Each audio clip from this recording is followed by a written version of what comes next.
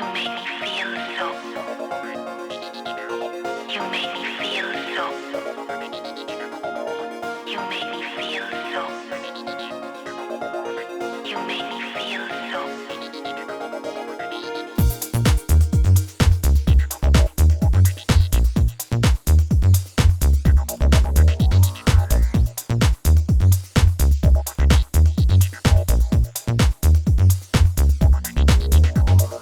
How's it going, everyone? So in today's video, I thought I'd basically do a kind of plugin overview covering my 6 favorite effects from probably one of the best effects bundles on the market, which is Soundtoys. I know the kind of plugin space can be a bit overwhelming for a lot of people, especially like beginners. So I basically thought I'd provide this kind of tutorial, kind of covering what these effects do and giving some kind of live examples with a project I'm working on, just to kind of show you how these effects can be used for this specific kind of style of underground electronic music.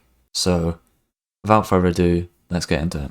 The first kind of effect I want to look at is Decapitator. So Decapitator is essentially a kind of saturation distortion plugin with characteristics that emulate the sound of certain analog hardware units. So it can basically be used to kind of add character and this analog vibe to your sounds. With this plugin and with all the plugins I'll go on to talk about, there's so many kind of use cases for them. So I'll just kind of give a few of my favorites, but just know that there's so many creative possibilities and I can't even begin to touch the surface of what's possible.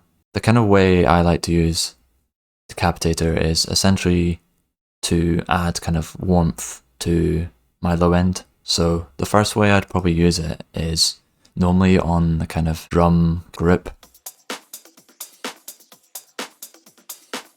So what I'll do is I'll probably start with a preset normally, and you can see basically you've got the kind of drive setting, which is like standard and saturation, and we can kind of bring that up to add that kind of really warm crunch. So drive's like the one that you normally expect. The other kind of settings that I normally look at is kind of like tone, where you can kind of modify the kind of character of your drums or the sound you're putting in. So you can get like a really dark and kind of damp sound. Or you can get like a really bright sound, which can be quite good for drums because it can basically help to bring out the kind of tops. So all the other settings are fairly standard. The final one that you might want to kind of look into is the kind of style, which essentially is based on different kind of models of hardware. I know like this one's based on the kind of Neve. So you can get like really distorted drums, but I just kind of like the character it adds. So the first kind of use for Decapitator would obviously be on the kind of drums. I also kind of like it on like bass.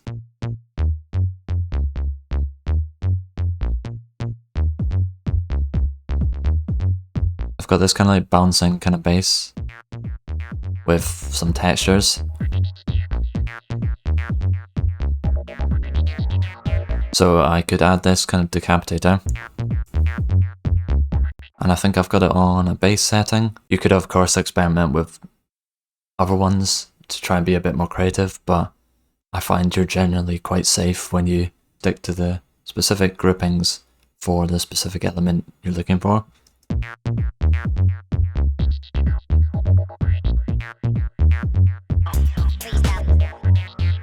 You'll see the kind of different styles added certain character. The drive really helps to bring it out, and the tone also kind of plays a role in affecting the kind of character of that sound. So those are kind of like the 3 parameters I mainly look at, and then it's mostly just a case of picking a preset to suit the sound I'm looking for. So that is essentially the kind of Decapitator. The next effect we have is probably one of my favorite delays, which is Echoboy. So it basically works in the conventional sense as a delay, but it can also be used to add a specific kind of character to a sound. So I've got this kind of like vocal grip. You make me feel so. So it's basically like You make 3 me different feel ad-libs. so. You make me feel so.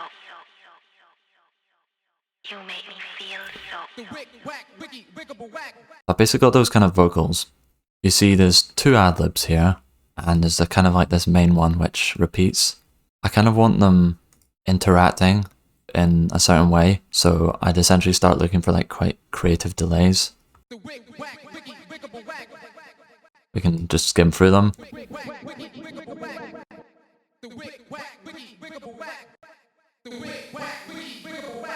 So I basically would use it on vocals, and I'd basically just find like different presets just to kind of like spice it up.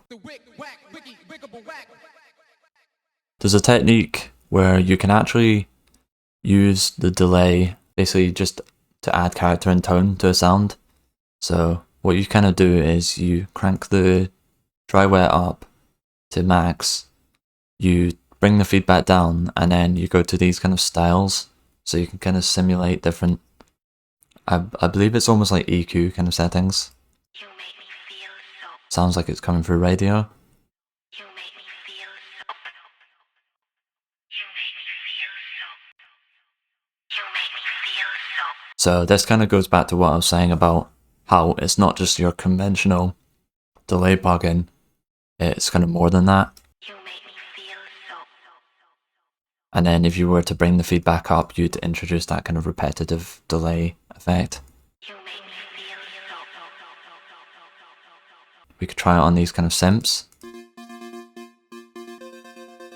So I've gone for a rhythmic preset.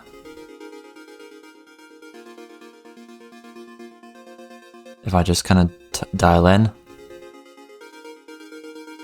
So there's so many possibilities, and these kind of delays are just so nice. So you can use them on vocals, synths, and then the kind of final kind of use I'd use them on is actually like specific drum hits, like individual channels. So I think I've got it on this clap snare grip.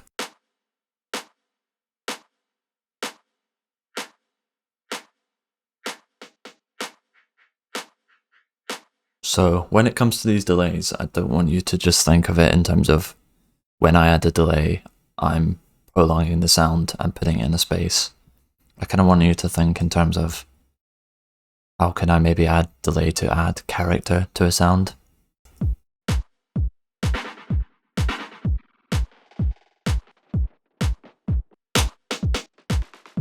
So that doesn't even scratch the surface of what's possible, but it just goes to kind of show how good of a plugin it is. The next effect that I like from this bundle is the LittleAlterboy, which is essentially a kind of pitch transformation tool. So you've kind of got the settings which allow you to transform the pitch up and down, but you've also got this kind of like format section which allows you to go between this kind of chipmunk kind of texture and this kind of like throaty kind of texture. So the kind of standard element that you'd probably expect to put them on is of course vocals, so we'll begin with that.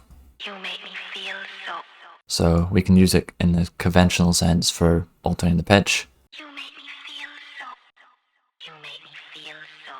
We can alter the format, which like I was saying, basically used to kind of change it almost changes the gender of the person speaking, but if you want to get more technical, going up the way makes it more chipmunky.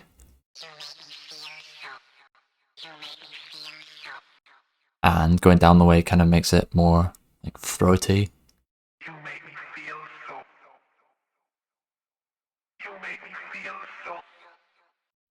So vocals is obviously the kind of default one that you'd expect to use this on, but through experimentation, I discovered another cool place to put them is actually on like drums. So I've got it on this kind of drum grip. The way I like to use it is just simply like transposing the pitch of the drums and altering the kind of tone.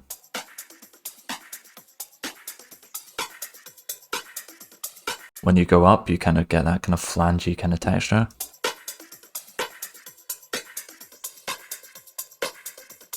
We can go down.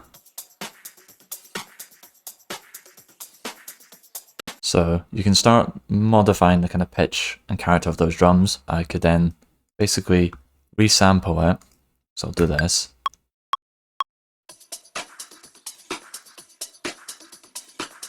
So we're basically resampling that, all those drums with some different kind of processing.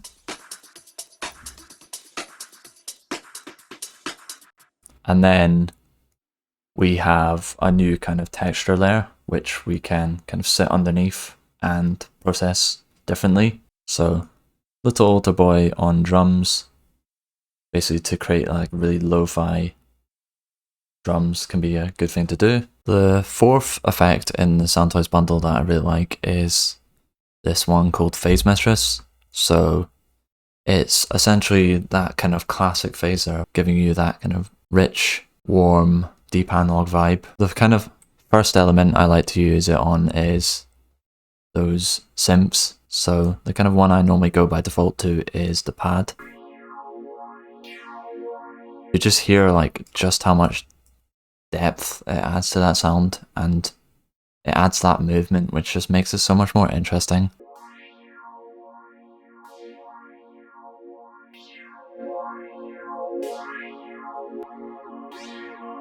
So pads is always a kind of go-to when it comes to phasers and the PhaseMistress plugin. Another cool one I like, which you might do, you might not, is on the bass. This would probably be the sound I'd end up using in the project, but if I maybe wanted some variation, or if I wanted to kind of resample with a new texture, I could do that with stuff like the PhaseMistress.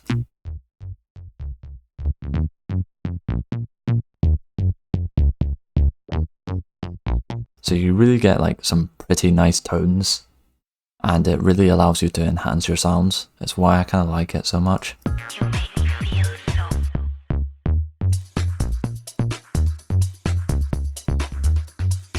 You can also add it to kind of more constant elements. So the first thing that comes to mind here is the kind of drum loops. One of the issues that people tend to have when it comes to drum loops is they'll often drop the drum loop into their project and it'll instantly kind of muddy up what they were doing before. There's loads of things you can do to basically make it so that that process goes a lot smoother, but one of the ones I instantly do is I kind of create these kind of drum loops called like texture loops. So they're essentially designed to sit in the background, but just kind of fill out the mix a bit more. I've got this one here. So I've sidechained that already to kind of duck it. But one of the effects I instantly put on these kind of loops is PhaseMistress.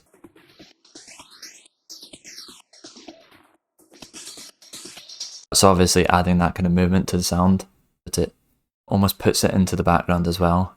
So those are kind of like the two main kind of ways I use PhaseMistress. The next plugin, saving one of my favorites to the end, is called Filterfreak. So what it essentially is kind of creative filtering. So basically a more advanced version of the auto filter that you get in Ableton. And it basically gives you kind of different rhythmic modulation potential and helps you to get these like really warm, fat, kind of resonant tones to sounds.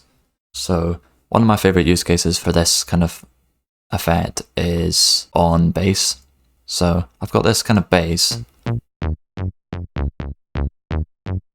which is fine, but it could get very tedious very quickly. So what I'd like to do is add this kind of Filterfreak, which just kind of helps me listen out for sound design possibilities I probably wouldn't consider otherwise. The only other way I'd get anywhere close is if I was to play the sound and basically just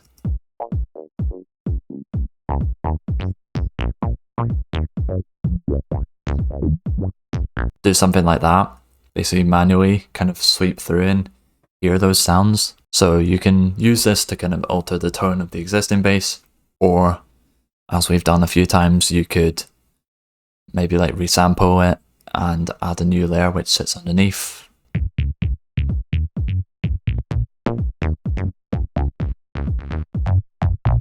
So it's basically bringing out certain EQ characteristics which those presets have carefully considered, and it's just a great kind of creative tool for enhancing those kind of low-end sounds. So bass is one example. You could kind of use it in a similar way on the kind of drums as well. I could even resample that and use it as an additional layer.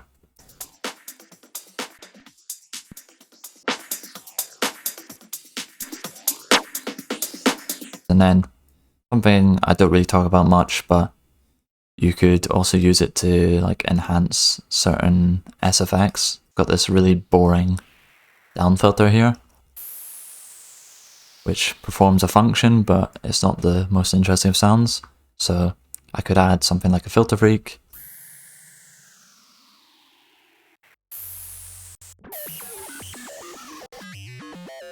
I get this one, which just is in the name, Mayhem.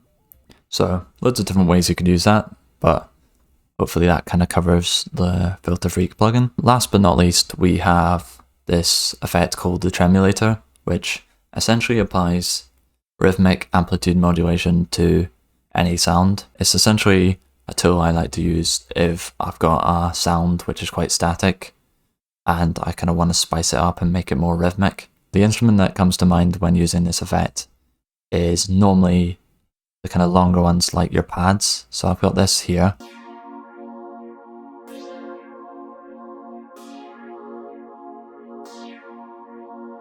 Which works, it does a particular function, but maybe I want to like vary it up, or maybe I want to add energy within the track.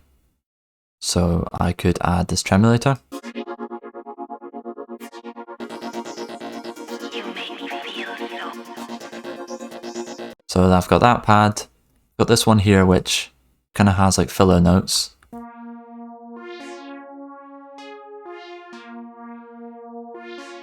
And then what I've actually done is I've automated it on.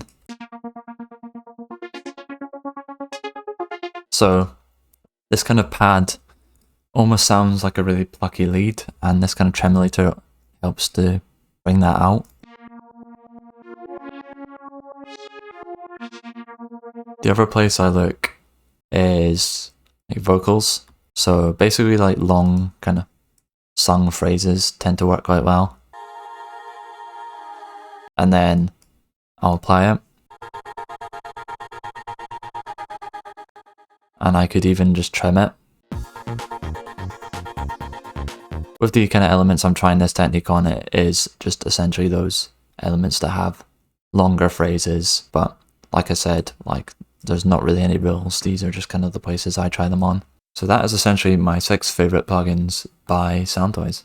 So yeah, I hope that one was useful for you. The plugin market can be one that's pretty overwhelming, so I hope that kind of gives you a better idea of some of the tools that are out there. I personally think this bundle is one of the best when it comes to audio effects, and it's one that I'm using pretty much in every project these days. Hopefully I've given you a bit of insight into kind of what's available by showing you my 6 favorites and basically giving you a few techniques on how you might use them. If you got any value from this, then be sure to like the video, comment what you want to see next, subscribe, and if you want to support us, then definitely check out our Patreon, where you can get projects like this and every other tutorial project we've done in the past. And I'll leave a few videos on screen to carry on watching, but for now, I'll see you later.